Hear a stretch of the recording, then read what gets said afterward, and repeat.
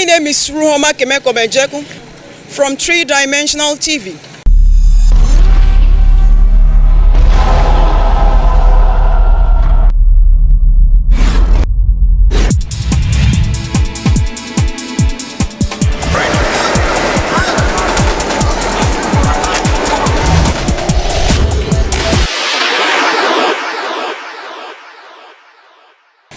Right now, we are at the Federal Polytechnic of Oil and Gas, Bonny, River State.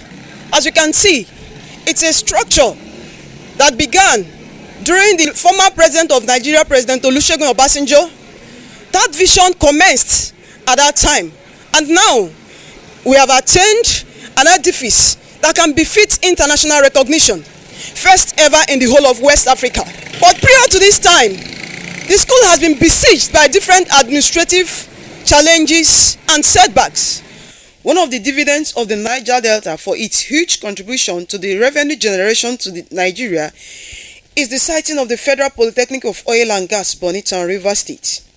The Federal Polytechnic of Oil and Gas, Bonny, River State was established during the President Olusegun Obasanjo's regime. The sole aim of establishing the institution is to train students who have special interest in the field of oil and gas and other residual discipline. Hence, it was established in Bonny River State where students can have access to multinationals to enhance their trainings. However, the story of the institution will be inchoate if reference is not made to its previous challenges. Recall that prior to this time, the institution was faced with myriad of administrative challenges and setbacks. While the school had been in existence for more than a decade, there was no record of any academic activity. The premises was overgrown with weeds and structures were dilapidating and depreciating. Moths were eating up the ceilings and woods of the building. Not even a single student was enrolled or admitted into the institution. In fact, the school was in a near moribund state. Before now, the place was overgrown with grasses. Serpents had a field day because the human population was not really there. Students were not there. But the moment he was appointed, he ensured that students come in, and the impact of the absence of persons in an environment makes facilities to begin to experience rapid wear and tear, especially if you take cognizance of the high humidity of the Bonny environment. Most of the buildings were in serious state of disrepair. In fact, ceiling members, roofs were falling down, more as a result of the quality of materials at a point in time, but the humidity also affects it. You find that the walls are defaced with mold and mildew. So by these things, if you go around now, you'll find out that a lot of rehabilitation has taken place. It was not until 2017 when Professor M Abbey assumed the head of the institution that hope began to gleam on the institution. Professor Abbey's led administration ushered in prospects into the institution. What seemed to be a dead institution became alive. Professor Abbey began with the restructuring of the institution. He rehabilitated and revived the dilapidated structures. And before he came in, a lot of the projects were stagnated. The entrepreneurial center, the health center, and the largest building presently in the premises, which is the engineering lecture halls and theater, they were virtually abandoned. There is also the residential block 2 that was abandoned. But he came in and he swung into action. And within this short frame of time, we have received the entrepreneurial center, the health center, and not too long ago too, we now received the engineering building. I was there at that time, and you can see how things were not just flowing well. There were crises in the school. There were so many things happening in the school. Communication between the staff and the said rector at that time, rector at that time, was not there. Then we were also having, because there were a lot of employments that was going on that wasn't regular. It wasn't something that was supposed to be. We had so many things, people on ground, but things were not moving. Everything would just stand still in the school. Part of the revivals you are seeing is because we have a rector that has a vision. He has a drive to make this place like other polytechnics. And he also has a team that has believed in his vision. To this end, we were able to build a system, especially these very units. The first thing we had to do, me and my staff, we had to try to build confidence with the procurement system. The moment you build confidence with the vendors by being very professional and making procurement very transparent, having value for money, with all the principles of procurement, abiding by the Procurement Act of 2007. We started having the confidence of vendors who are very eager. Right now we are having vendors who want to come in and help, and actually they are competing and they are very happy. So you are seeing all these developments because the procurement process has started to drive what it's supposed to drive, unlike what obtained in the past. Fortunately for the institution and the Bonny Island, they got an able rector, Professor M Abbey, who puts it back to life by doing the best he could to see that it is vibrant back.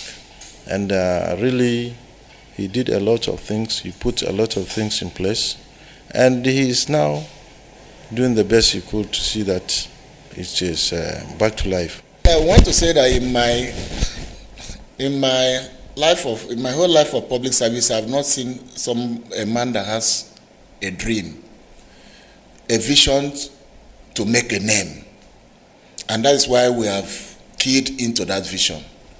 He wants to make a name. In fact, the truth is that he wants to make a name at the detriment of at his own cost.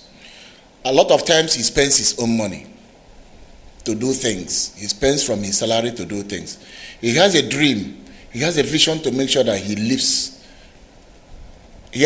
With the period he has already stayed, we know that he has already surpassed the target that we have set for this period.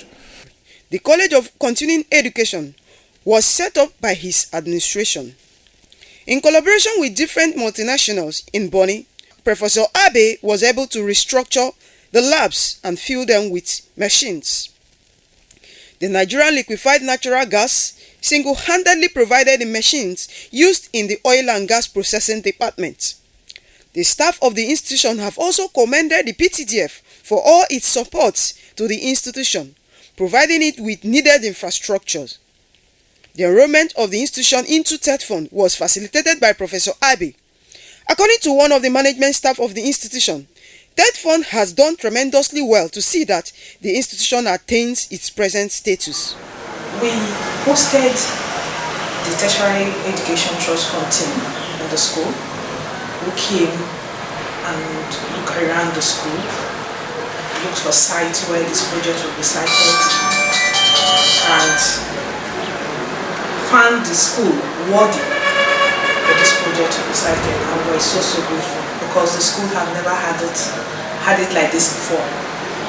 So with the help of Professor M Abbey and his team, the management team that has been behind him, they have been working together with the staff and been able to achieve this. Today, those moth-eating ceilings and woods have been replaced. The overgrown grasses have been turned into students. In fulfillment of a promise he made during his interview as the rector of the institution, a school without a single student for over 10 years of its inception now have over 700 students. Thank you. My name is Collins Glaston Banning. a student of Federal Polytechnic, Oil and Gas, Bonny, and the first semester, the Department of Industrial Safety and Environmental Engineering Technology. Good morning, my name is Patrick Abigail David. I'm a student of FPOG in the Faculty of Engineering Technology, level 200. My name is Sotoye Princefield Green from Bonny Island. I'm a student of Federal Polytechnic Oil and Gas, Bonny, Department Electrical. Currently, I'm in my level 200. Okay. By God's grace, I was one of the students in remedial in 2015. They passed dispensation of the former rector. So we have this urge. There were a lot of students here who were admitted, who have this urge to school here, but finally something went wrong by the management. They were not able to push the school ahead. So currently now, as I'm talking to you, based on the influx of a new rector in the person of Mr. Abbey, he has indeed changed the environment as well. I can attest to that. Like, for instance, before now we have limited classrooms, we have limited chairs, and even the environment is not conducive enough for learning. The hostels, I mean the facilities, the lighting point and other things, and even the toiletries are not in place. But currently, some of the hostel occupants can attest that they are living large and comfortable. 3 years ago, this place was full of a mess, grasses everywhere. But 3 years ago, this particular rector, Professor Abbey, came, and from that day, everything concerning the school began to change. As I'm talking to you now, the school has taken a new look. The infrastructure, everything is intact. In fact, it is the best school to be in. Okay, lately things has been wonderful. In the line of practicals, it has been the best so far. Students are learning, students are getting engaged in something they desire to do and something they really want to do.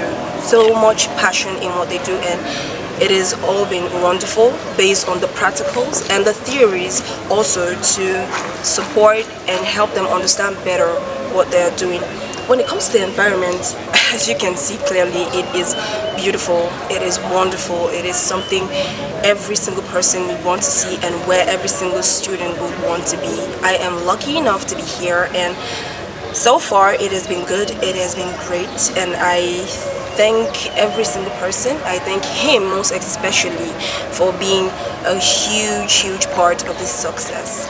Also, in the classes, we have limited markers where lecturers come into the class and then you see them just talking verbally oral learning and no sign of examples on the board. But currently now, as I attest to you, we have markers, we have our boards all functioning. And then talking about the environment, like I said before, not being conducive, we have grasses everywhere.